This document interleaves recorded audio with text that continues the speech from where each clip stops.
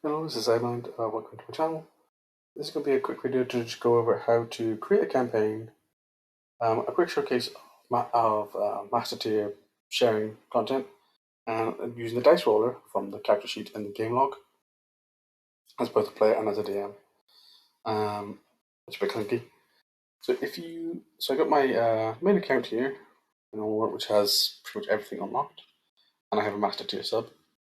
And then we also have my test account here, which has nothing unlocked. So I can show you campaign sharing. If we go to here, go to collections, my campaigns, create campaign. Then you put in the campaign title. You put in the description. This would be like your introduction, like it's going on. Host handle rules, stuff they need to know from the start. Create campaign. You see it at the bottom here. So if you view campaign, I'm going to enable content sharing here. So if you have a master tier sub, you will see it here. There's a limit to about 3 campaigns that you can share in, with a maximum of 12 players total, including the DM. And there can be up to a total of 99 characters, which is a lot to be sharing for free.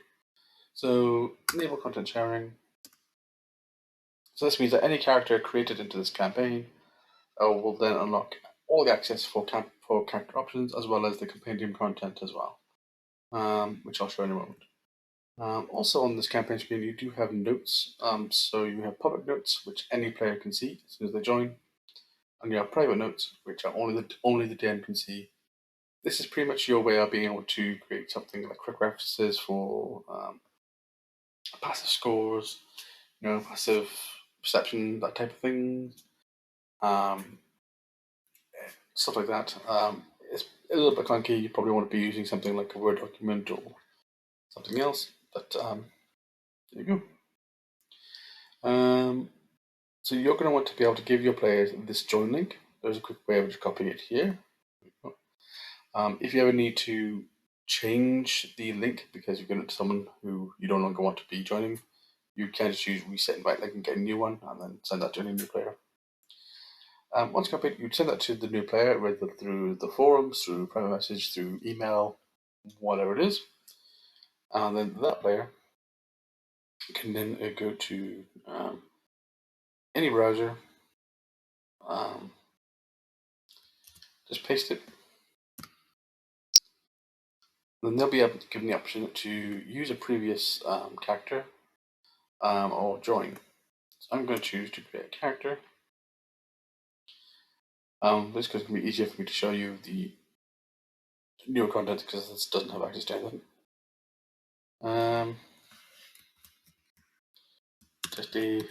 Test. I'm going to go with critical role, with multi, don't go, blah blah. Now, then we're going to just run. So let's go through. So immediately you can see that we got Mordecai presents a Monsters Multiverse. We have Spelljammer. We still have the legacy content of bugbears and centaurs and all the older stuff. Got some lineage. We have a whole bunch. So let's use Kender. Now we can probably choose class. Okay, you can see we've got Artificer because we have everyone's content. We have. Let's make Shadow World. Okay, and let's just level up to 2 so that you can see. I don't know why I leveled up to 2 for Sausage Ordnance, but it doesn't matter. You can see also I've unlocked all of them, so if we go to Shadow Magic, which I believe was from the Xanathars. Abilities, doesn't matter, standard array.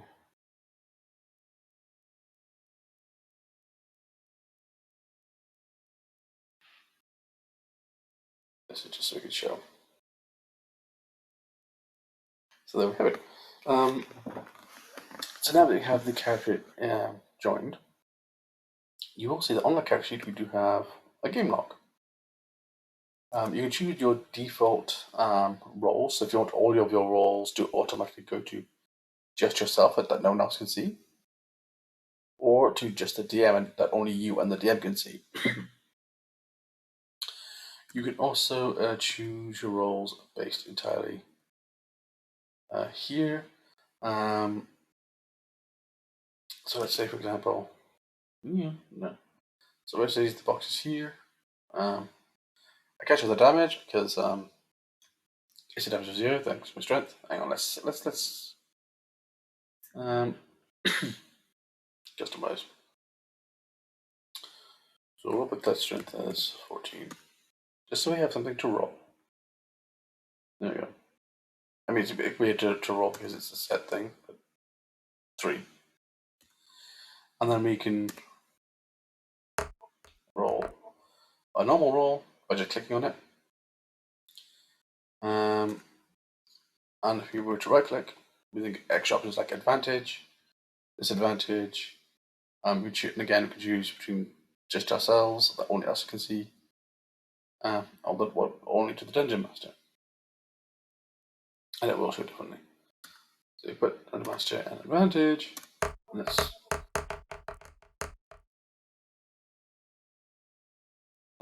selected that. There we go. And you can see it says that to DM.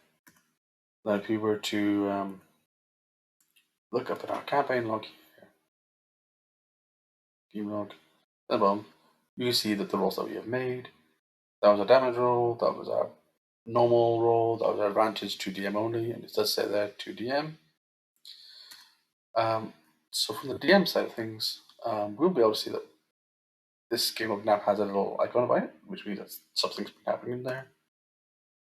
And then here we can see the same rolls. So we can see the damage roll, we can see the normal attack roll, and because we are the DM, we can see this. That it's coming to self because it's just coming to us as DM. So yes, that's you can see what dice they used. For those who like to collect the digital dice for whatever reason. So we do have that. As a DM, you can't actually roll into the game log as a DM.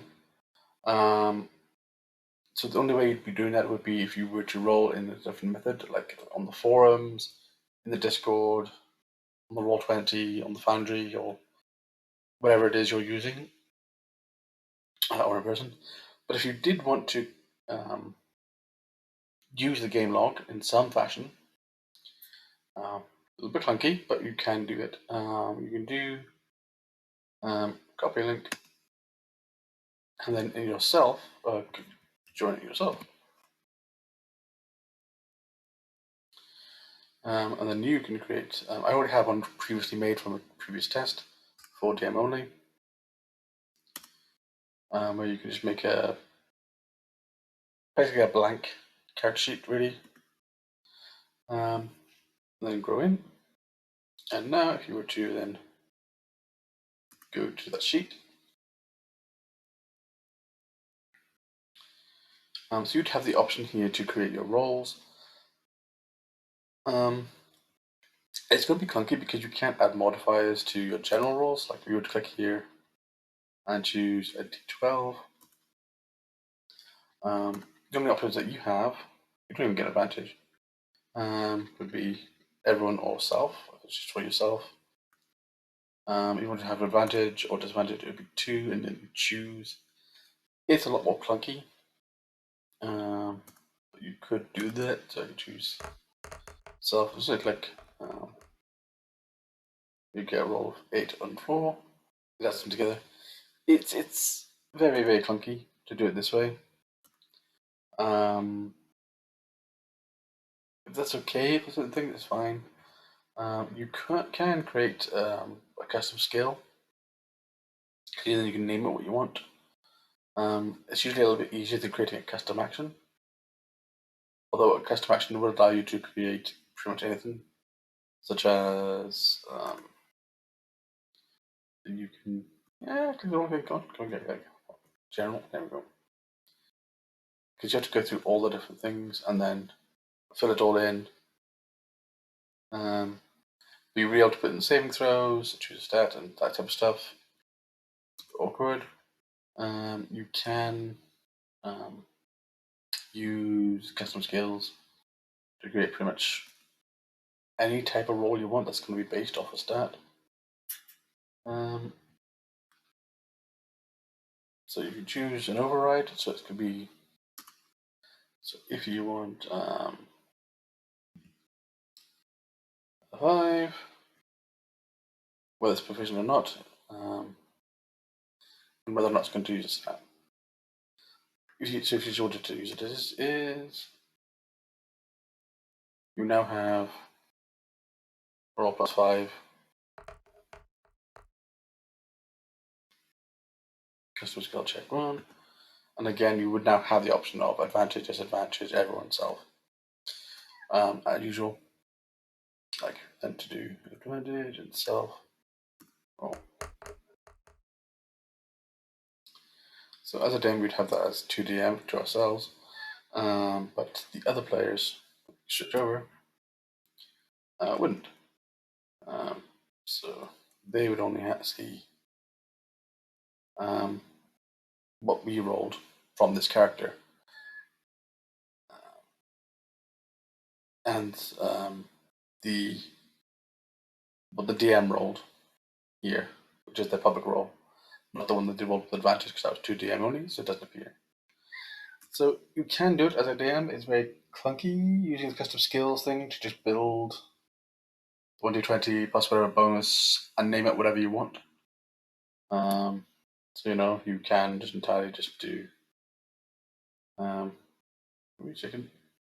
You just edit and then just choose like I hate that my browser does that. You try to like highlight something quickly. So like dragon, lightning breath. You don't really do damage on this, I suppose. So, because this will always do a d20. So I don't know. We'll put in dragon claw attack. But something you could do as a DM. After this, we use stats for your character. You don't do that, so just use an override. This is going to be as a +7. So that when you do use it, it will appear in the game log as a dragon claw attack. You can also, as I said, use custom actions. So if you have prep time beforehand, you do have the option of using custom actions. So let's say you wanted to do melee. You would do that. You would just use this to 2d6. You have to tab out of the close defaults back to 1. It's a weird thing. I believe fixed value goes to attack, and we'll see. Damage deep. Lightning. No, fixed value is damage. 2d6 plus 4. And you're going to use displays attack. No, dragon. Well. And then you'd have.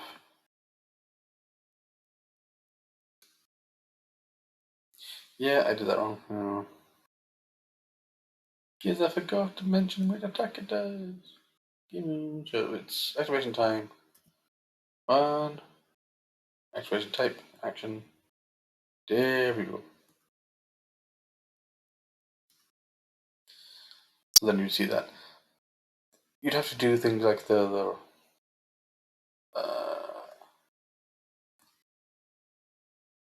it'd be a bit awkward to try and do the the two hit.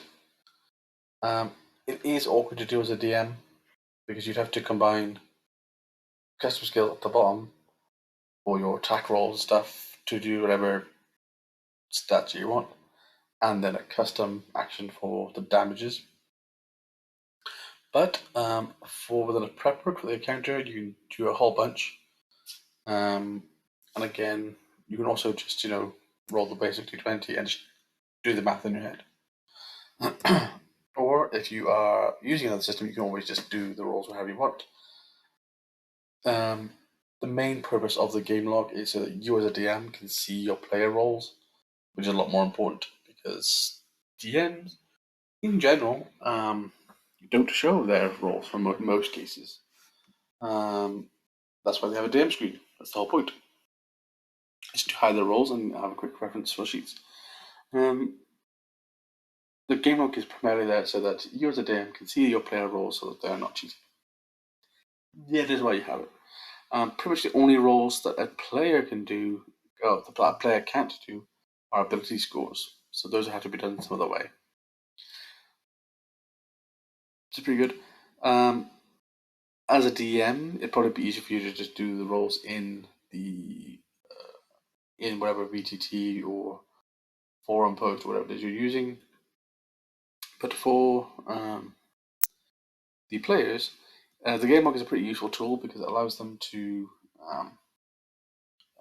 especially in play by post or post by play, however you PvP, when you're doing it on forums or if you're doing it in like a chat Discord, it gives me the option to see the role so that they can describe it better in the post. Because with the forum roles, there is a problem where if you were to put in the syntax for the role, then saved it to post it, and then try to edit it now that you know what the role result is going to be, it will break the role sometimes. Or it gives you like a message saying that the dice rolls were manipulated when they weren't. It's not the best. So yeah, but there is a way of doing it as a DM. There is a way of doing it for players, especially, and it's a pretty useful tool. It is pretty good to get used to once you do. And don't forget, you can of course have quick references in the extras where you can add in. Let's get where you added in an arrow cooker. You can't roll from here, but it does give you what the roll is going to be. So you just add in whatever monster you want, and then you got a quick reference to it there. Nice and easy. I'm trying to think of what else I can actually mention that would help. I think that's everything, but yeah, just make good use of this TMG.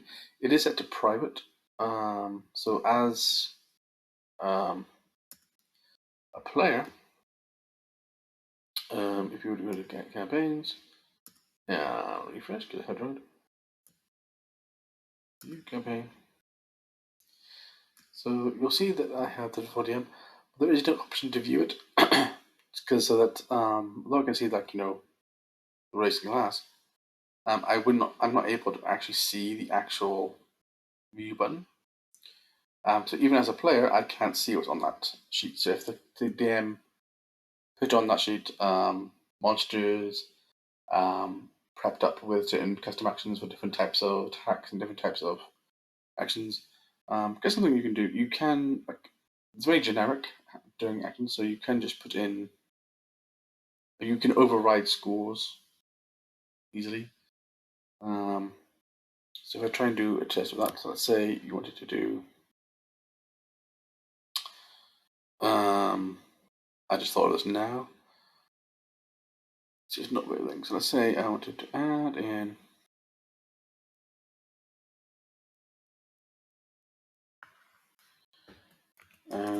Strength attack.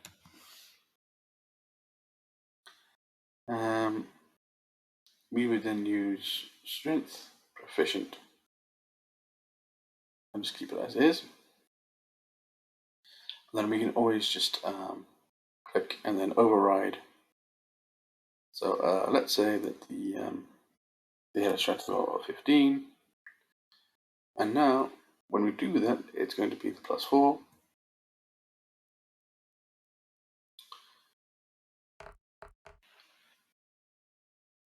And then on the next time, we can obviously just change that to, let's say, 12. And then next time we go to click it, it's now reduced. Add the advantage, I don't know why advantage, but this is a very quick way. You can just do like one for strength, one for dexterity. That will cover most of your attacks. You can also do one for each of the ability scores. And again, for saving throws, it's even easier because you can just customize proficiencies here, and you can even directly override saving throw. So you have ways of being able to use the sheet to create your custom rolls, especially if you have a bit of prep work in advance. Bit clunky. In most cases, it's probably easier to use whatever you're using, like the VTT or the forum. But it is an option there that you have, even if you're just using it for quick references for monsters and stuff, because you can put them all neatly here under extras. If you have there's a browser extension called Beyond 20, which will allow you to roll from here into a VTT like Roll20 or even into Discord. And it would show up. I think it does show up in the game log as well. Maybe I should be able to test that actually. Excuse me. So I'm going to step it. I'm not going to add to this video. But anyway, the point is that you can create your own custom DM sheet and use that for rolls. But for the other players, you do have the game log for rolling off your sheet, allowing the DM to see all those rolls without having to do a bit of weirdness with the forum or whatever. If you link your campaign through Average Dicebot, the D&D Dicebot, any rolls you click on here will also show in the Discord channel as well as the game log. It's just even better if you're using Discord as your main way of communicating. There you go. I hope that covers everything. Any questions, obviously give a comment and I'll see what I can do to answer that. Thank you very much.